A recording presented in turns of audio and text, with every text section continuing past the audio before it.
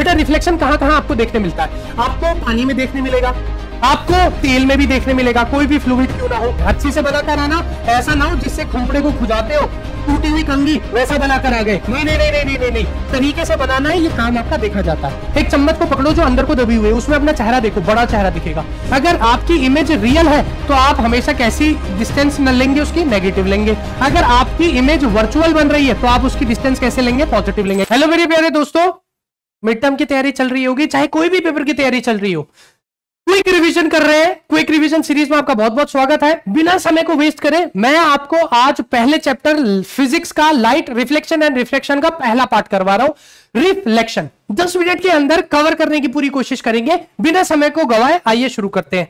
आप देखिए बेटा, मेरी बात सुनिए, आपको पता होना चाहिए रिफ्लेक्शन होता क्या। अगर नहीं पता गूगल कर लो। देखो रिफ्लेक्शन क्या होता है। रिफ्लेक्शन का मतलब होता है bouncing back of light from the interface to the same medium, उसी मीडियम में वापस आ जाना जिस मीडियम में लाइट जा रही थी, इसी को कहते हैं रिफ्लेक्शन। इंटरफेस क्या होता है, अगर आपके मन में क्वेश्चन उठ रहा है बता देता हूं।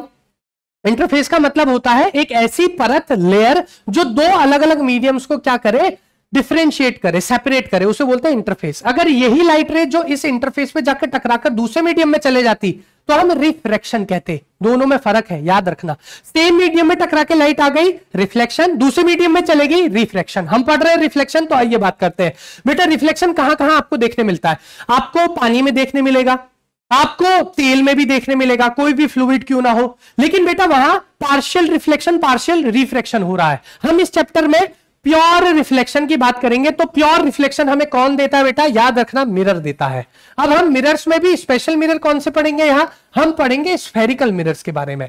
स्फेरिकल मिरर्स क्या होते हैं मेरे प्यारे दोस्त, समझने से पहले आइए बात करते हैं लॉज ऑफ रिफ्लेक्शन की। बहुत इंपॉर्टेंट है, 1 नंबर 2 नंबर में पूछ लिया जाता है। आगे चलकर ऐसे भी पॉइंट्स आएंगे जहां आपको लगेगा ऐसा क्यों हो रहा है, मैं फिर बोलूंगा, उस पर जाने की जरूरत नहीं है। क्विक रिविजन कर रहे हैं तो पेपर देने के बाद सोचना है कि भैया ऐसा क्यों हुआ, तब अच्छे से मेहनत करना। अभी समय जा चुका है, तो जो पढ़ रहे हो वो तथ्य है, उसको रट लो, याद कर लो और कुछ मत सोचना। लॉज ऑफ रिफ्लेक्शन की बात करूं, पहला लॉ क्या कहता है? Angle of incidence is equal to angle of reflection. अब मेरी प्यारी दोस्त बात सुनिएगा, या तो आप ऐसा बनाकर आए जो आपकी एनसीईआरटी में, या आपको कुछ नहीं करना, एक रिफ्लेक्टिंग सरफेस बनाओ। मैंने क्या बोला?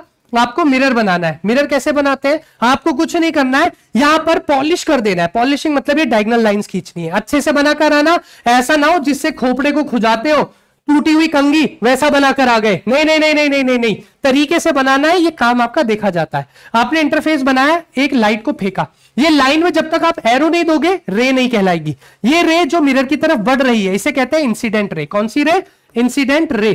टकराने के बाद ये चली जाएगी दूसरी तरफ उसी मीडियम में, इसको कहेंगे हम रिफ्लेक्टेड रे, क्योंकि ये क्या कर रही है, इस सरफेस से दूर जा रही है। जिस पॉइंट पर क्या हुआ, आपका इंसिडेंट हुई है, उसी पॉइंट पर आप क्या बनाएंगे? एक नॉर्मल बनाएंगे। Incident ray, normal, reflected ray. Normal से इंसिडेंट रे का एंगल कहलाता है एंगल ऑफ इंसिडेंस।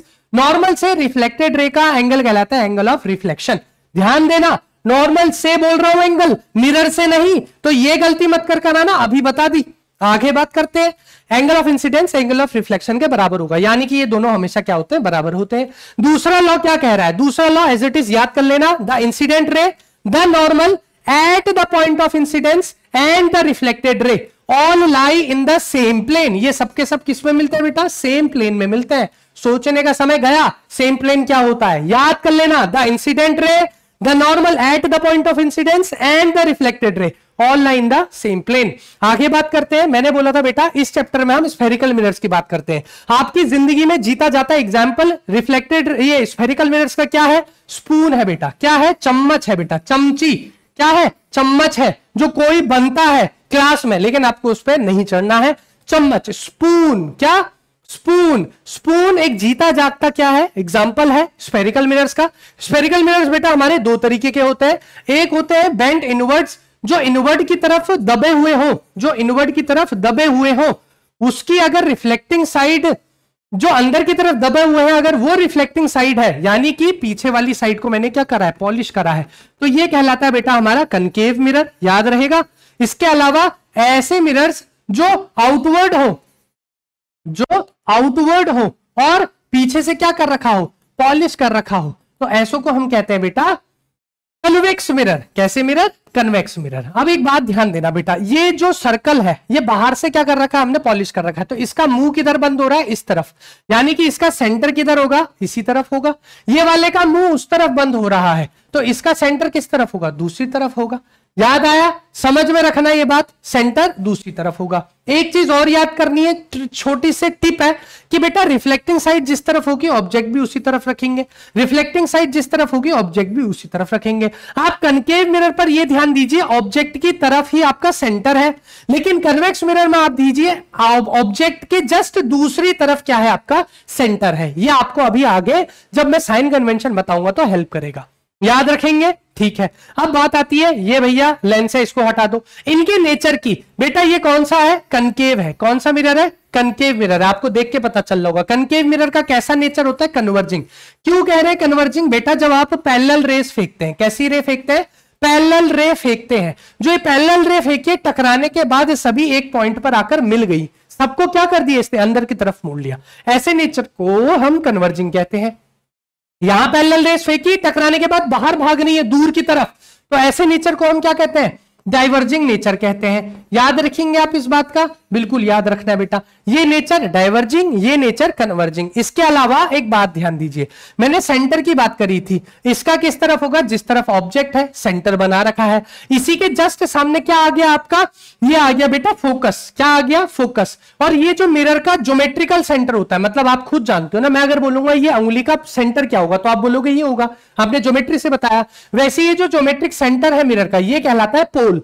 इस पोल, फोकस और ये जो सेंटर है, इसको हम बोलते हैं इस कर्वेचर का सेंटर। ये कर्वेचर है ना, एक बड़े सर्कल का कर्व है, ये कर्वेचर का सेंटर क्या कहलाता है, centre of curvature. Centre of curvature focus और पोल से पास करने वाली लाइन को हम बोलते हैं बेटा प्रिंसिपल एक्सिस। क्या बोलते हैं, प्रिंसिपल एक्सिस। वैसे इसी तरफ याद रखना, वैसे इसी तरफ याद रखना कि ये जो कन्वेक्स मिरर है, इसके लिए आपने क्या करा, ऑब्जेक्ट यहां रखा तो सेंटर दूसरी तरफ।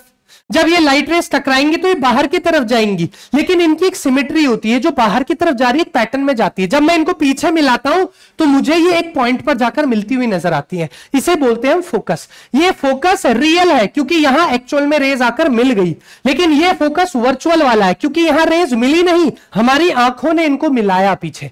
याद रहेगा, तो ये कहलाया फोकस कन्वेक्स मिरर का। और सेंटर ऑफ कर्वेचर कहां मिलेगा, ऑब्जेक्ट की जस्ट दूसरी तरफ।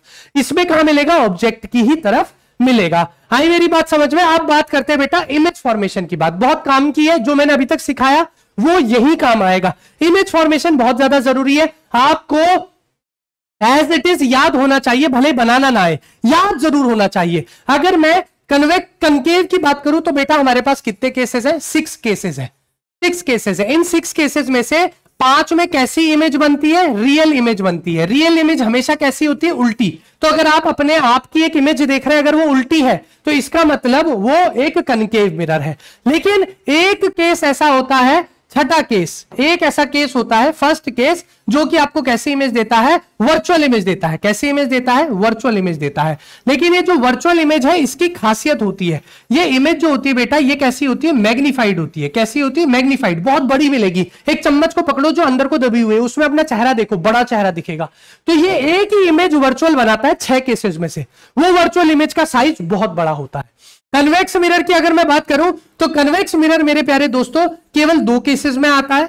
ये केवल 2 केसेस बनाना जानता है। ये दोनों ही केसेस कैसे होते हैं बेटा, ये दोनों ही केसेस होते हैं बेटा आपके वर्चुअल। कैसे होते हैं बेटा, वर्चुअल होते हैं। और साइज की अगर मैं बात करूं तो साइज होता है बेटा आपका डिमिनिश्ड। क्या होता है बेटा आपका, डिमिनिश्ड। यानी कि अगर आप रोड में चल रहे हैं और आपने किसी ऐसी बॉडी पर अपनी इमेज देखी जहां आपका साइज छोटा नजर आ रहा है, तो कैसी इमेज है, डिमिनिश्ड है। सीधी दिख रही है लेकिन साइज छोटा है, तो कौन सा मिरर होगा, कन्वेक्स मिरर होगा। अगर इमेज वर्चुअल है लेकिन साइज बड़ा है तो वो कैसा होगा, कनकेव मिरर होगा। बाकी ये जो केसेस है ये आपको याद करने पड़ेंगे। कनकेव के जैसे कि ऑब्जेक्ट इंफिनिटी, तो इमेज कहां बनेगी, फोकस पे बनेगी। दोनों के लिए बनेगी।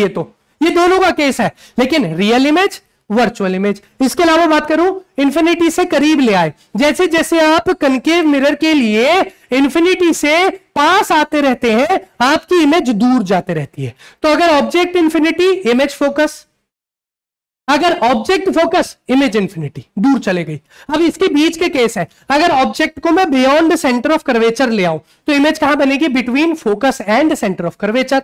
अगर वैसे ही मैं बात करूं कि अगर मैं ऑब्जेक्ट को सेंटर ऑफ कर्वेचर ले आऊं तो इमेज कहां बनेगी, सेंटर ऑफ कर्वेचर पे, और आगे चला गया between centre of curvature and focus तो उल्टा वाला केस, बियॉन्ड सी। अगर फोकस पे इंफिनिटी। अब आया छठा केस, जहां ऑब्जेक्ट को अगर मैं सेंटर ऑफ कर्वेचर और पोल के बीच में रख दूं तो इमेज क्या बनती है, वर्चुअल इमेज बनती है। इमेज कैसी बनती है, वर्चुअल इमेज बनती है। और कैसी बनती है, मैग्नीफाइड बनती है। तो ये केसेस आपको याद होने चाहिए, बनाने भी आने चाहिए बेटा। मैंने लेवल अप अपने जो वन शॉट लिया उसमें अच्छे से पढ़ा रखा है। अगर आपको बनाने सीखना है तो वहां जाकर बनाने सीख लो, खुद हाथ से बनाए हैं, हाथ से बना कर सिखाया है। 4 केसेस होते हैं बेटा, अगर आपको इमेज बनानी है तो इन 4 को फॉलो करना पड़ेगा। मैं जल्दी जल्दी बता देता हूं। अगर आप प्रिंसिपल एक्सेस के पैरेलल फेंकोगे, प्रिंसिपल एक्सेस के पैरेलल फेंकोगे तो आपको रे या तो डायरेक्टली फोकस से पास होती हुई नजर आएगी, या ऑब्वियस सी बात है अपीयर करेगी कि फोकस से आ रही है। तो ये डाइवर्जिंग नेचर का होता है कन्वेक्स। तो आप बाहर को फेंकेंगे, ऐसे फेंकेंगे कि ये फोकस से आ रही हो, ये डायरेक्टली फोकस से पास कर जाएगी। आई बात समझ में। सेम अगर फोकस से पास करी पैरेलल हो जाएगी, जस्ट उल्टा, फोकस से पास करी पैरेलल हो जाएगी, या फिर फोकस की तरफ फेंकी तो पैरेलल हो जाएगी। याद रहेगा ये वाला। सेंटर ऑफ कर्वेचर से फेंकी उसी रास्ते वापस आ गई। क्यों ऐसा, क्योंकि normal is drawn from centre of curvature बेटा। कहां से, सेंटर ऑफ कर्वेचर से हम नॉर्मल को हमेशा बनाते हैं। तो याद रखिएगा, नॉर्मल अगर आपने सेंटर ऑफ कर्वेचर से लाइन फेंकी तो सेंटर ऑफ कर्वेचर के रास्ते वापस आ जाएगी, चाहे ये हो या ये हो। बनाने के तरीके ऐसे होते हैं। अलग एक लास्ट केस, अगर डायरेक्ट पोल पे फेंक दी तो जिस एंगल पे फेंकी है प्रिंसिपल एक्सेस के साथ उसी एंगल पे निकल जाएगी। ये 4 केसेस आपको याद होने चाहिए। अगर 4 आपको तरीके पता है रे बनाने के तो आप ये सारे केसेस अच्छे से बना लेंगे। ये किसके हैं, कनकेव के हैं। ये किसके हैं बेटा, कन्वेक्स के हैं। ये आपको याद रखना है मेरे प्यारे दोस्तों। आ गई बात समझ में। अगर आपने ये कर लिया, बल्ले बल्ले ते शाबाश। ये है बेटा यूजेस ऑफ कनकेव मिरर, ये है बेटा यूजेस ऑफ कन्वेक्स मिरर। आपको आने चाहिए, अच्छे से याद कर लेना, कोई दिक्कत की बात नहीं है, सब समझ में आ जाएगा, बहुत इजी है। अब आए बेटा साइन कन्वेंशन की बात। एक तो ये तरीका है कि डायरेक्शन की तरफ देखो, जो ऑब्जेक्ट है उसकी डायरेक्शन कहां है रेज गिरने की, ऑब्वियसली बात है मिरर की तरफ होंगी। तो उसके अपोजिट जो भी हम पोल से डिस्टेंस नापेंगे वो क्या होती है, हमेशा नेगेटिव ली जाती है। लेकिन मैं आपको एक छोटे तरीके बता रहा हूं जो याद रखने हैं। पहला, यू हमेशा नेगेटिव होता है, यू इज ऑलवेज नेगेटिव। तो जो भी आपको बोले कि भैया ऑब्जेक्ट की इतनी डिस्टेंस है मिरर से, ये डिस्टेंस कहां से ली जाती है, फ्रॉम मिरर, पोल से। अगर आपसे कोई पूछे, बताए कि भैया ऑब्जेक्ट 15 सेंटीमीटर पे रखा हुआ है मिरर से, तो u की वैल्यू क्या हो जाएगी, -15। u होता क्या है, ऑब्जेक्ट डिस्टेंस। देखो फॉर्मूले की अगर बात करूं, यहां 2 फॉर्मूले इस्तेमाल होते हैं आपके। 1/f is equal to 1/v plus 1/u, जहां f क्या है, v क्या है, u क्या है, मैं बताता हूं। इसके अलावा एक होता है m is equal to -v/u is equal to hi/ho। अगर आपको ये 2 फॉर्मूले याद है, आप इसके न्यूमेरिकल ले जाएंगे। f क्या होता है, फोकल लेंथ, f क्या होता है, फोकल लेंथ। v क्या होता है, इमेज डिस्टेंस बेटा, v क्या होता है बेटा, इमेज डिस्टेंस होता है। u क्या होता है बेटा, ऑब्जेक्ट की डिस्टेंस। अगर वो बोल रहा है ऑब्जेक्ट कितनी दूरी पर है तो u की वैल्यू को हमेशा क्या लेंगे, नेगेटिव लेंगे। u की वैल्यू को हमेशा नेगेटिव। अब देखिए v के 2 केसेस है। v अगर रियल है, मतलब कि इमेज अगर आपकी रियल है और इमेज अगर आपकी वर्चुअल है। अगर आपकी इमेज रियल है तो आप हमेशा कैसी डिस्टेंस न लेंगे, उसकी नेगेटिव लेंगे। अगर आपकी इमेज वर्चुअल बन रही है तो आप उसकी डिस्टेंस कैसे लेंगे, पॉजिटिव लेंगे। किसी ने बोला concave mirror forms a real image at 30 centimetre, यानी कि इमेज 30 सेंटीमीटर में बनी है लेकिन रियल है, तो नेगेटिव वैल्यू लो। अगर वो बोल रहा है concave mirror forms a virtual image at 15 centimetre, image virtual है, कहां पर बनी है, 15 सेंटीमीटर पे, तो पॉजिटिव ले लो। आगे मेरी बात समझ में। इसके अलावा जो फोकल लेंथ होती है बेटा, ये कनकेव और कन्वेक्स के लिए अलग अलग होती है, कनकेव के लिए और कन्वेक्स के लिए। देखो आंख बंद करके भरोसा कर सकते हो, कनकेव की फोकल लेंथ हमेशा क्या ली जाती है, नेगेटिव।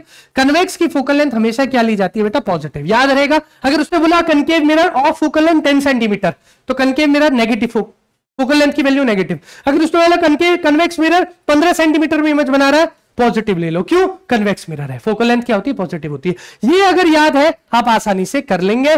आपको हाइट ऑफ ऑब्जेक्ट हमेशा क्या लेनी होती है, positive. Height of object always positive, ये भी याद रखिएगा, ये भी याद रखिएगा। बाकी क्वेश्चंस के लिए हम जल्दी आएंगे लाइव, जुड़े रहे हमारे साथ। इस चैप्टर को अच्छे से पढ़ के जाना, पार्ट 2 जल्द ही आएगा। Thank you so much.